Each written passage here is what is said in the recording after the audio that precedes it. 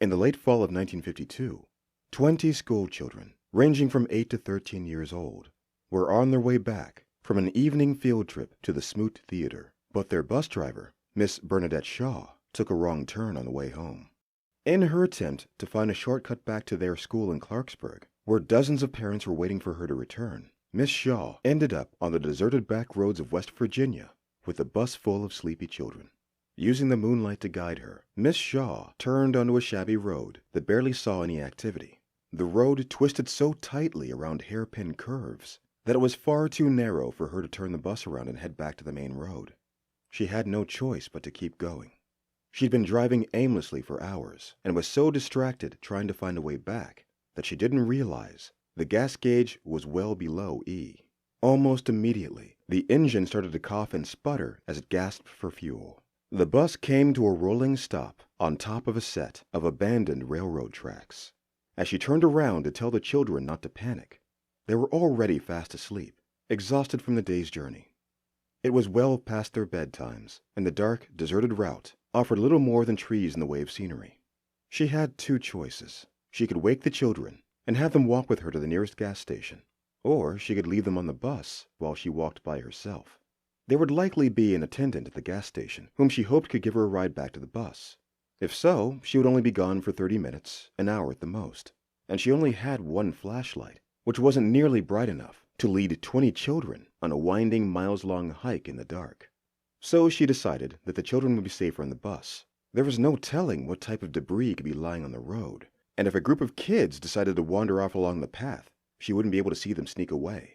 It was best if she just went by herself. Grabbing the metal flashlight from under the driver's seat, she stepped onto the weary, rotting tracks, locked the bus door behind her, and began to walk.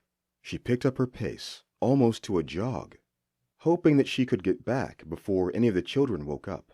10 minutes went by, and she knew she had to be getting closer to town. The crisp night air was so silent that she could have heard a person coming from miles away. But it wasn't a person that startled her. Quickly, she looked behind her. The railroad crossing, where the bus sat lifelessly, was perched upon a plateau stretching as far as she could see. At first, the approaching light was just a speck on the horizon, but as it grew bigger, the persistent sounds of a chugging engine made her drop the flashlight and take off running back to the bus. Chug, chug, chug, echoed through the still air. The closer the train got, the faster she ran. Her heart pounded as it jumped into her throat. She screamed for the train to stop, but her cries were overpowered by the haunting, hollow whistle of the locomotive. Her knees ached as her feet hit the ground harder with each step. She shouted, "Stop! Please stop!" Her arms flailed in the dark night, her eyes soiled with tears. "Stop!" she cried. "God, no! Please stop!" No longer lost in peaceful slumber, the children's tiny silhouettes could be seen banging on the windows of the bus, trying frantically to get out. The train's brakes tightened around its wheels, sparks dancing alongside them. The children continued to pound on the glass as they screamed for help. "Stop!" Miss Shaw cried again, but her tear-soaked plea was no match for the sickening sound of metal colliding with metal. The train crashed into the bus, splitting it in two like a pencil cracked in half. Shrapnel-like shards flew through the air, piercing the ground as they landed. The front half of the bus rolled onto its side, then onto its top, then on its other side. It swayed back and forth as the thud of metal hitting pavement echoed in the air all around. Miss Shaw fell to her knees when she saw the children's bodies hurled from the vehicle. The windows of the bus had shattered, and the children's limbs had been ripped off by the sheer force of the train's blow. Blood began to splatter onto the broken windows, as if someone had started a blender and forgot to put the lid on. As the train continued to blaze by, Miss Shaw could see the other half of the school bus between the gaps of each car as they passed. The back half of the bus was flat on its side, its steel walls frayed open like the mouth of a jagged abyss. The children's bodies were heaped into a tangled mess over the bus's green padded seats, which were now drenched in pools of blood. She let out a gut-wrenching scream and quickly got to her feet. She ran to the front of the bus and began picking up the miscellaneous limbs strewn about the tracks. Carrying a pair of mismatched arms, she approached the beat-up torso of a third-grade boy and placed one on top of him, not really knowing whether it was his. Miss Shaw so engrossed in her task of trying to return the limbs to their rightful owners, didn't notice that the train had finally stopped. She shrieked when she saw the conductor walk up behind her. His body, white with shock, trembled as he surveyed the scene. I tried, he mumbled to Miss Shaw. I tried to stop, he repeated as he cupped his hand over his mouth, trying to contain the bile brewing in the back of his throat. Oh, God. Why? He wept at the sight of the shredded children. Why were you on the tracks?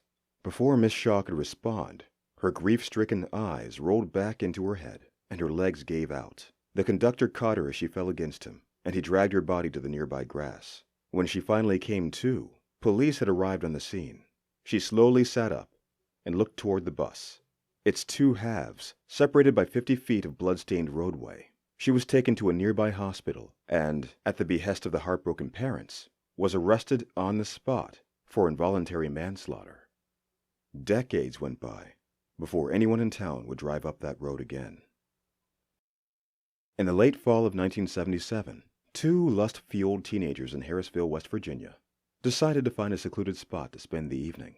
It was close to midnight, and the young man parked his Thunderbird near the entrance of North Bend State Park, leaving the engine running as he and his date succumbed to their desires. Without warning, the car slowly started moving backwards, but the couple, so engrossed in their activities, didn't realize it right away. When they took a momentary recess, the young man glanced out the window and noticed that they were mysteriously stopped on top of a set of old railroad tracks. The young woman shrieked when she heard a whistle in the distance, but the boy couldn't get the car into gear. They desperately tried to open the doors, but the locks were stuck. They pounded against the windows as the rapidly approaching train blared its horn. The rumbling of the train on the tracks vibrated through the vehicle. The glass rumbled as the couple continued banging on the window. As they scrambled to find a way out, the couple felt the car inch forward. The young man looked around, but didn't see anything by the car except the oncoming train. The car crept another inch forward, and then another inch. It rolled forward until the train zoomed past the car, missing its back bumper by less than a foot. The force of the speeding train rocked the car back and forth. The car's axle creaked with each sway. When the train finally disappeared into the horizon, the young man, shocked and shaken, was able to get the car into gear and drove his date back to town. The next day, the boy took his car to a mechanic to check the transmission. The car was covered in dust from traveling down the deserted road the night before. The boy told the mechanic about the car inexplicably going into reverse, and the mechanic remarked that the same thing had happened to several Ford cars recently. The boy then confessed to the mechanic that he'd been stuck on the abandoned railroad tracks near North Bend State Park, and as the train was approaching, he had experienced an odd sensation that the car might have been pushed off the tracks from behind. As the boy continued to tell the story, the mechanic's eyes filled with tears. My son died on those tracks 25 years ago, the mechanic said. He was in a school bus that was left on the tracks by the driver.